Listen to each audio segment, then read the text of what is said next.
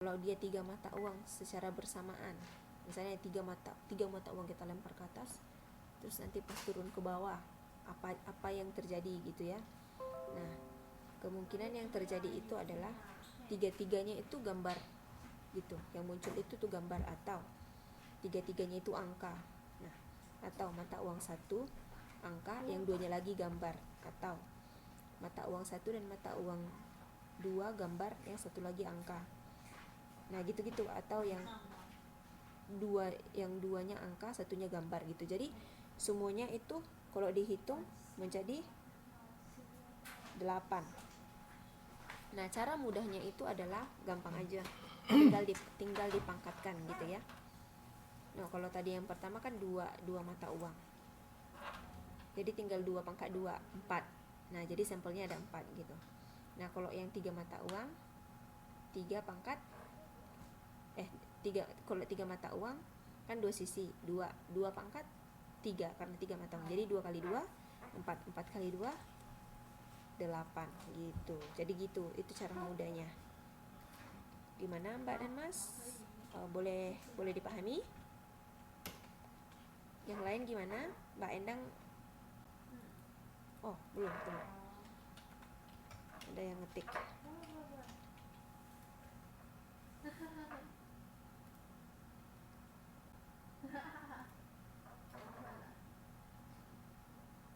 Iya, benar, Mbak Suharni. 2 pangkat N.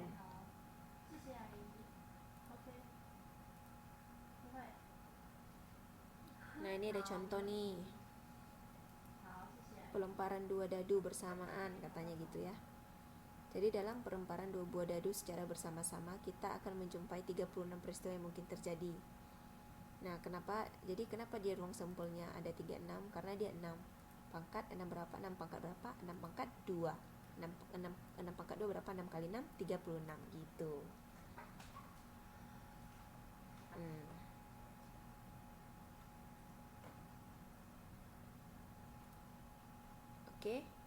Oke ya.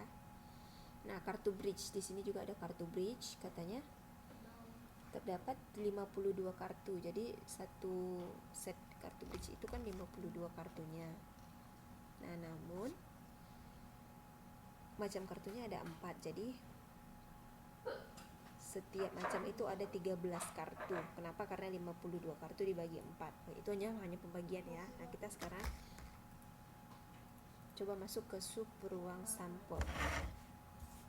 Coba lihat PPT saya, bentar ya. Nah, PPT saya ini ada peristiwa dan probabilitasnya. Nah, sebelumnya kita masuk dulu ke sub ruang sampel. Nah, sub ruang sampel itu adalah kumpulan dari kejadian tertentu.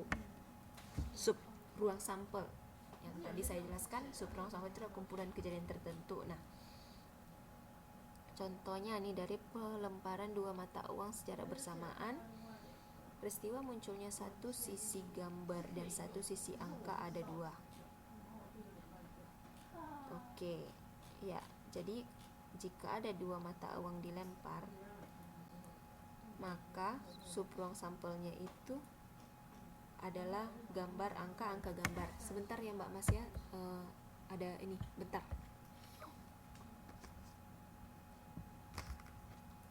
Halo.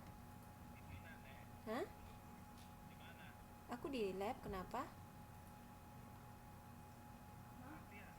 Aku kan ngajar, kan aku bilang. Aku ngajar, kan aku bilang tadi. Yuk.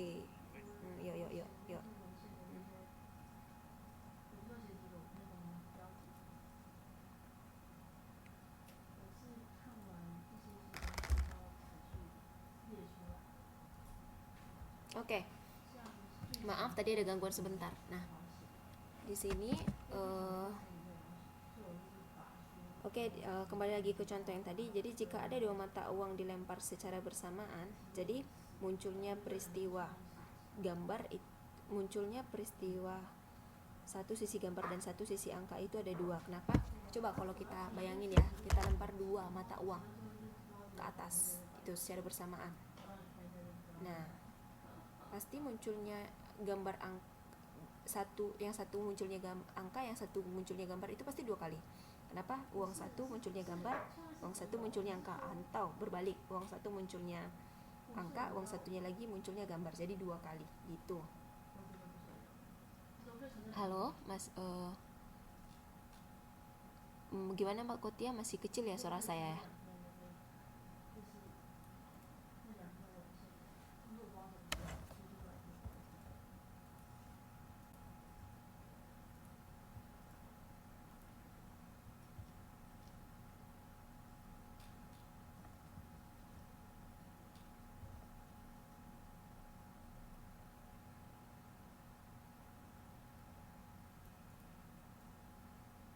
Eh, Tunggu sebentar, apakah kalian punya masalah di suara saya?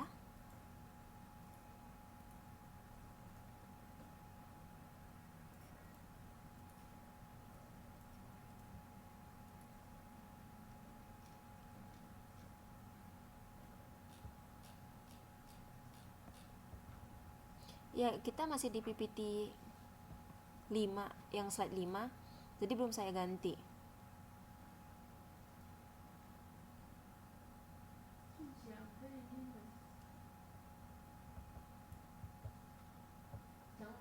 Berarti jelas ya semua ya? Oke.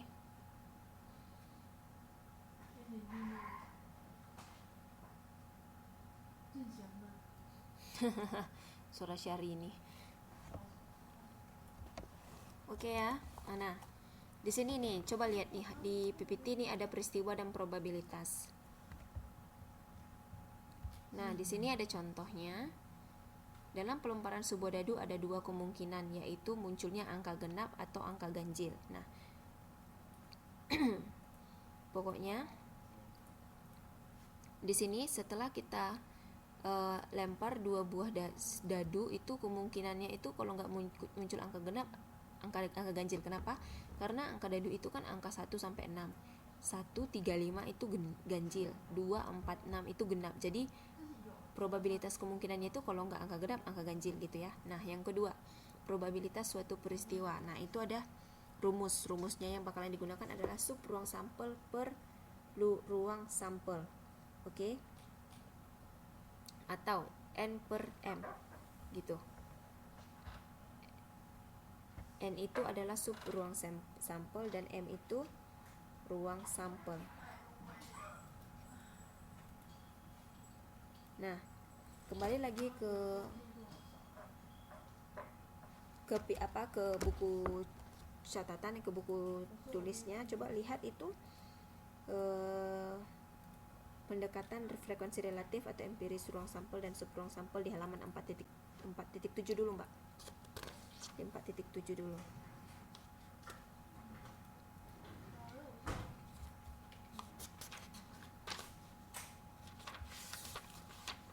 Oke, 4.7 semuanya buka.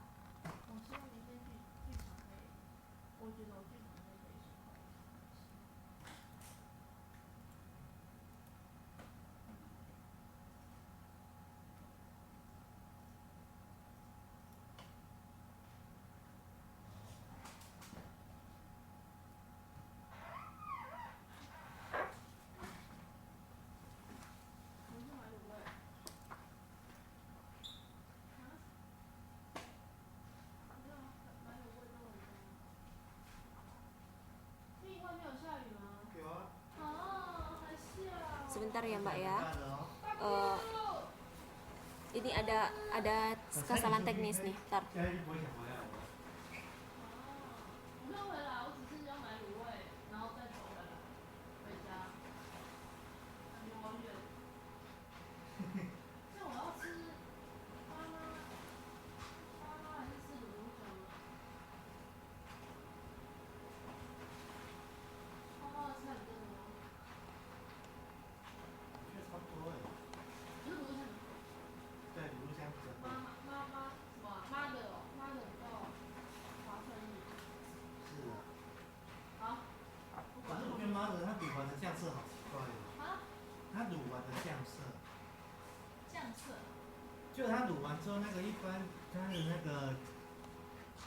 色一般理论上就是像酱油，理论上是咖啡色，可是它会偏红一点。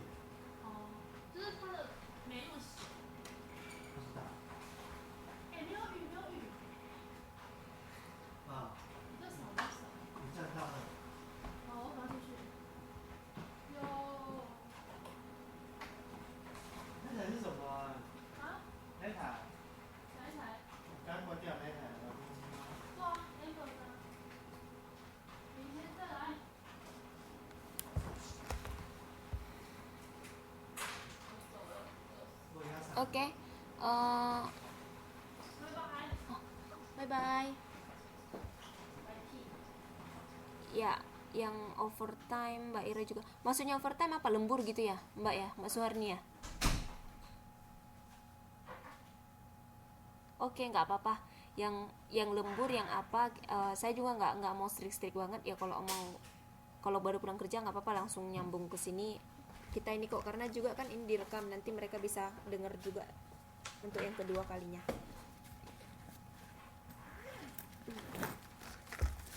Oke, untuk yang ini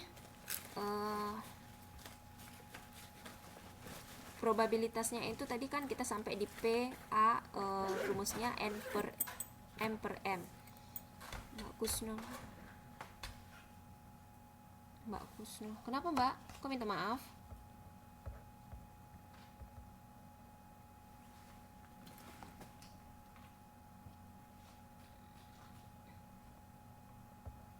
Mbak Kusno kok minta maaf?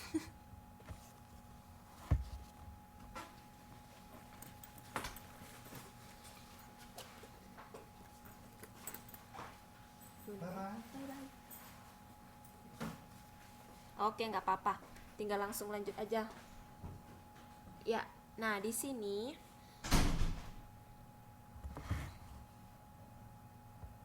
nggak apa-apa. Kan salah ketik. Ya, jadi di sini kita masuk ke bagian peristiwa majemuk ya. Sebelumnya kita masuk dulu ke bagian 47. 4.7 buka ya bukunya semuanya halaman 4.7. Nah, di sini ada ruang sampel menurut pendekatan frekuensi itu adalah jumlah seluruh frekuensi. Nah, sedangkan sub ruang sampel adalah jumlah peristiwa tertentu. Nah, di sini kita boleh lihat ada contoh jumlah pedagang kaki lima di Yogyakarta menurut jenis barang yang diperdagangkan.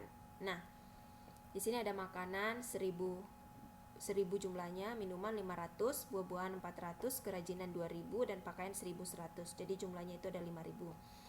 Nah, dari tabel yang sudah disajikan ini, nah kita bisa tahu bahwasanya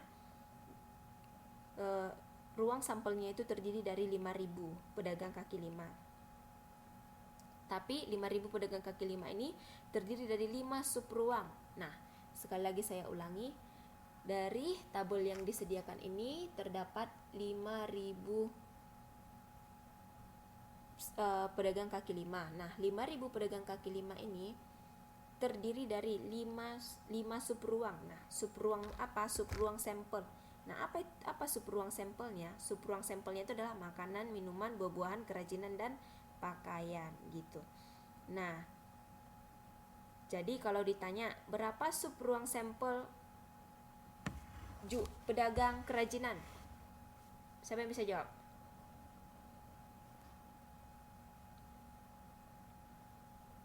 Iya, benar 2000. Loh, kok 5 Mbak Kusnul? Mbak Sugianto. Mas Sugianto. 2000 loh. Ya. Berapa sub ruang sampel untuk pedagang minuman?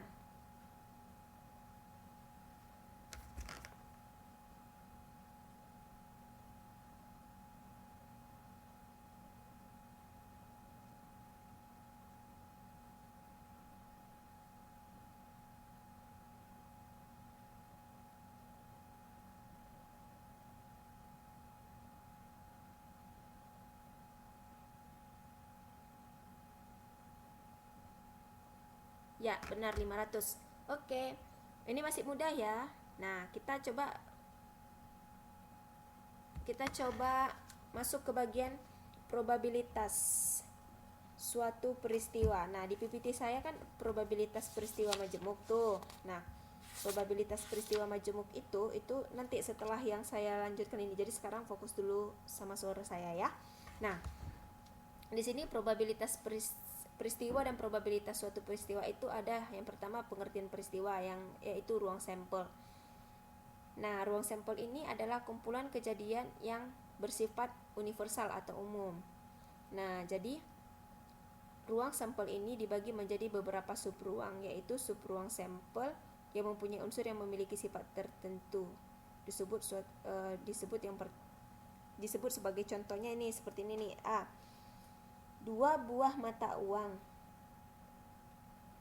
dibagi menjadi 3 macam peristiwa, yaitu munculnya dua gambar, munculnya satu gambar, atau munculnya 0 gambar. Jadi peristiwanya itu ada 3 bagian, yaitu dua-duanya muncul gambar, atau satu aja yang muncul gambar, atau sama sekali tidak ada gambar gitu ya. Nah, atau untuk pelemparan sebuah dadu ada 2 peristiwa, yaitu peristiwa apa? Kalau enggak angkanya genap yang keluar, angkanya ganjil. Kenapa? Karena 135 merupakan angka ganjil, 24 dan 6 merupakan angka genap gitu ya. Nah, sementara untuk probabilitas suatu peristiwa yang tadi rumusnya adalah sub ruang sampel per ruang sampel atau PA sama dengan N per M yang tadi yang di PPT saya sebelumnya. Nah, itu N itu katanya itu banyak peristiwa yang terjadi. Nah, kalau M itu jumlah seluruh peristiwa. Nah, contohnya dalam pelemparan 2 buah mata uang, probabilitas munculnya 2 gambar berapa? Nah, tadi kan kalau 2 mata uang berarti 2 pangkat 2 sama dengan 4, berarti jumlahnya 4 kan. Nah, kalau ditanya berapa kemungkinan dua-duanya muncul gambar? Nah, cuma 1 kali kan. Dua-duanya muncul gambar cuma 1 kali. Kenapa? Karena peristiwanya itu kalau dua-duanya nggak muncul angka, dua-duanya muncul gambar, satu angka yang satu lagi angka, atau yang satu lagi angka, yang satu lagi gambar, berarti 1/4 gitu. Oke, sampai di sini mengerti atau ada yang mau ditanya? Sebelum kita masuk ke probabilitas peristiwa majemuk.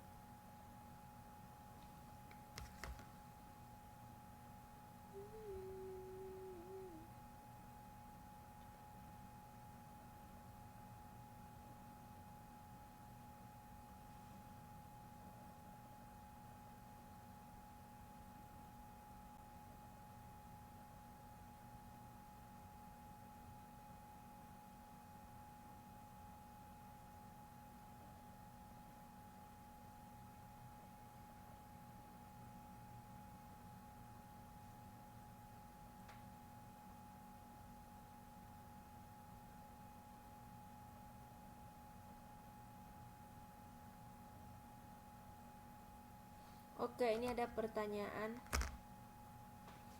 Hah? Mbak Endang nggak ada gambar? Nggak ada gambar gimana, Mbak? Nggak ada gambar PPT saya atau apa?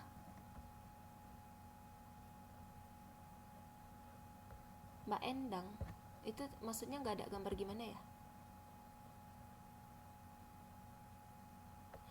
Oh, tidak ada gambar itu maksudnya angka. Semuanya kan 2 mata uang itu kan satu sisi gambar, satu lagi sisi angka. Jadi kalau tidak ada gambar berarti dua-duanya angka. Begitu, Mbak.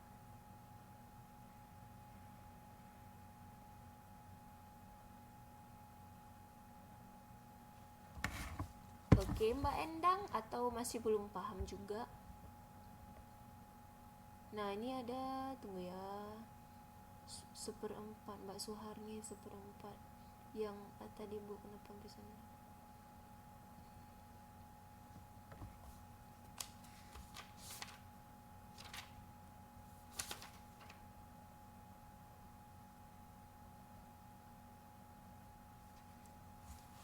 Sepertinya banyak yang bingung maksudnya 0 gambar itu apa.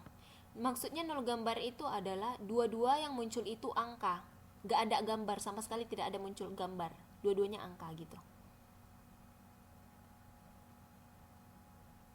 Oke, ini ada pertanyaan dari Mbak Suharni yang sub ruang sampel tadi yang uang logam, angka dan gambar. Mbak Suharni, Mas Suharni, itu yang bagian mana yang tidak mengerti, Bu? Oke, oke, oke, oke, oke. Oke, ya, ya, ya, ya, ya. Oke, ada lagi yang mau bertanya? Kalau tidak ada, biar kita lanjut ke probabilitas peristiwa majemuk. Ini gampang sih, nggak susah-susah juga.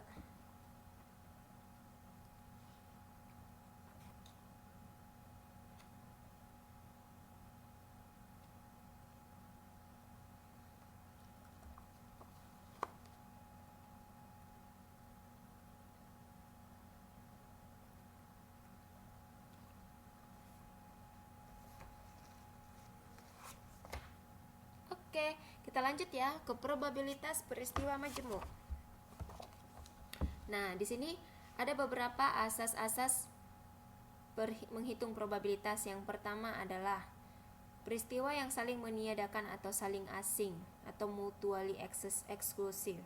Nah, di sini peristiwanya itu yang tidak bisa terjadi bersama-sama atau P dalam kurung A atau B atau PA tambah PB. Jadi dia nggak bisa terjadi bersama-sama. Kalau mau dia harus digabungkan gitu.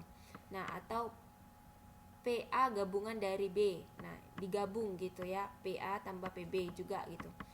Nah, di dalam peristiwa yang tidak dapat terjadi bersama-sama ini, coba lihat gambar halaman 4.15. Itu dua-duanya dipisah. Kolom A dan kolom B itu lingkaran A dan lingkaran B memiliki bagian masing-masing. Nah,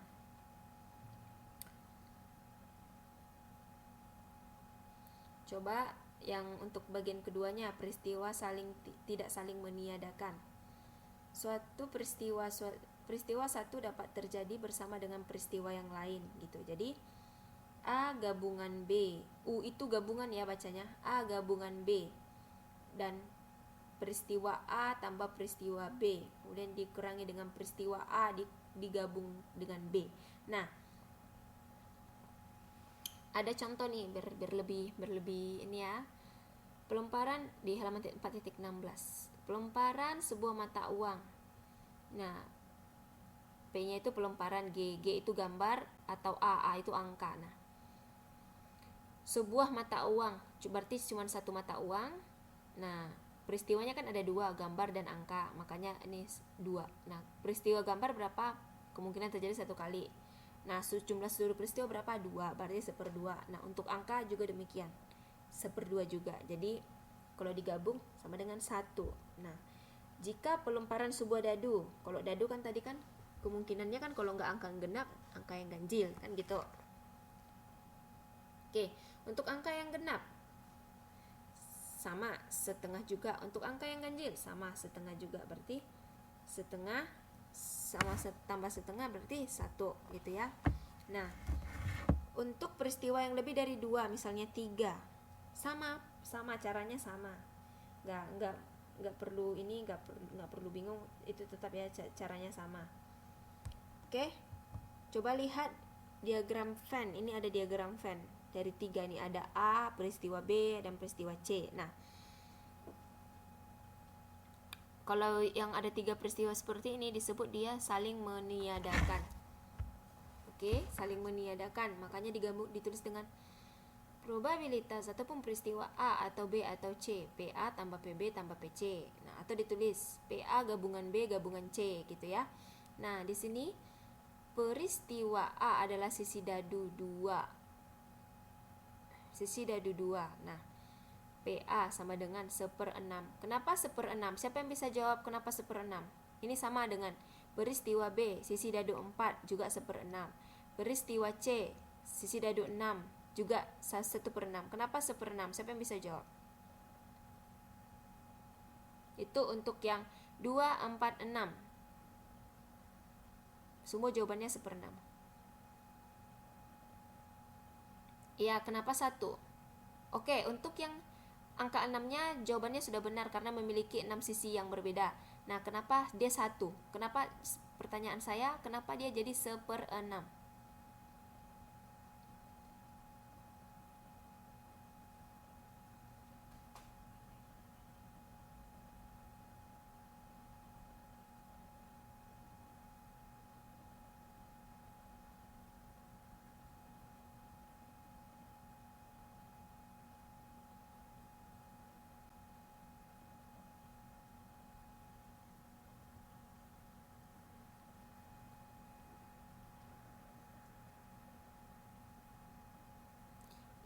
Tidak benar, Mbak Rofiul Soleha.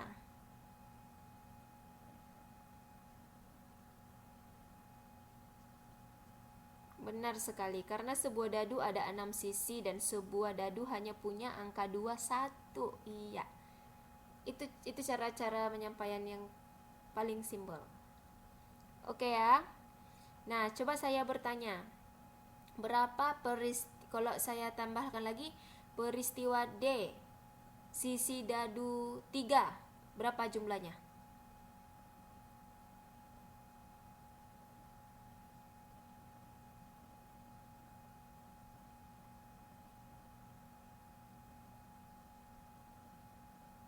Kalau peristiwa E,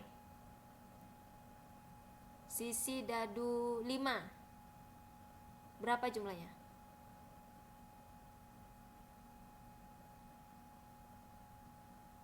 Dan peristiwa F, sisi dadu 1, berapa jumlahnya?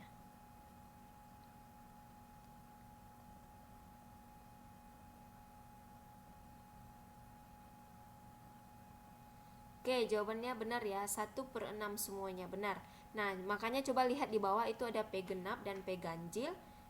P genap 2, 4, 6, 1/6, 1/6, 1/6 sama dengan 3/6 sama dengan setengah. Sama, P ganjil juga 1, 3, 5, 1/6, 1/6, 1/6, 3/6 sama dengan setengah. Oke, untuk ini jelas semuanya. Untuk yang diagram Venn yang gabungan yang saling meniadakan ini jelas semua?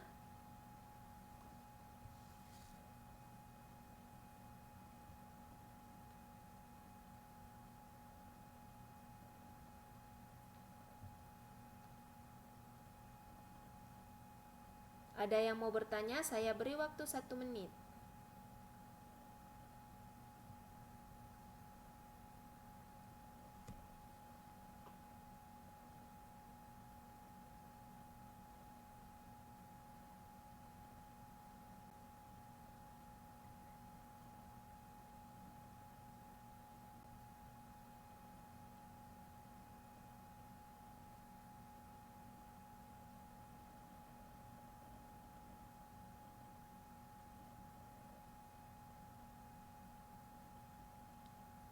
Oke, tidak ada yang mau bertanya. Kalau tidak ada, kita bisa lanjut ke slide yang berikutnya. Oh, halaman 4.17. Yang mana, Mbak Suharni?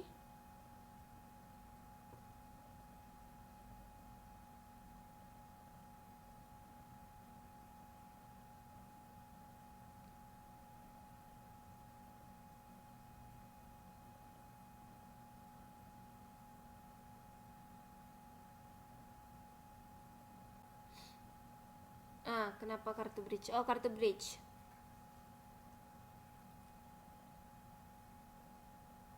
Kenapa kartu bridge-nya?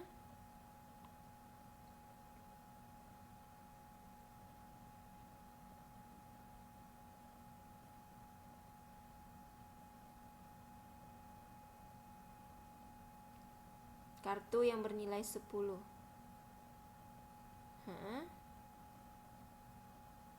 4/52. Jadi tadi saya sebenarnya juga nggak begitu hafal isi kartu bridge itu apa aja. Cuman tadi dari yang kita baca sebelumnya katanya kartu bridge itu jumlahnya ada 52. Nah, 52 tadi kalau saya tidak salah semuanya itu ada 4 bagian, dibagi dengan 4 bagian ya. Ya, dibagi menjadi 4 bagian. Nah, di sini katanya banyak terpilihnya kartu yang bernilai 10 sama dengan 4/52. Mungkin saya nggak tahu juga kartu yang ada nilai 10-nya 4 kali di dalam kartu bridge atau gimana, saya juga kurang tahu karena kartu bridge juga saya nggak hafal nilai-nilainya berapa gitu. Jadi menurut buku ini terpilihnya kartu yang bernilai 10 itu adalah 4/52. Berarti 4 kali lah, ada 4 dalam kartu bridge yang bernilai 10 gitu.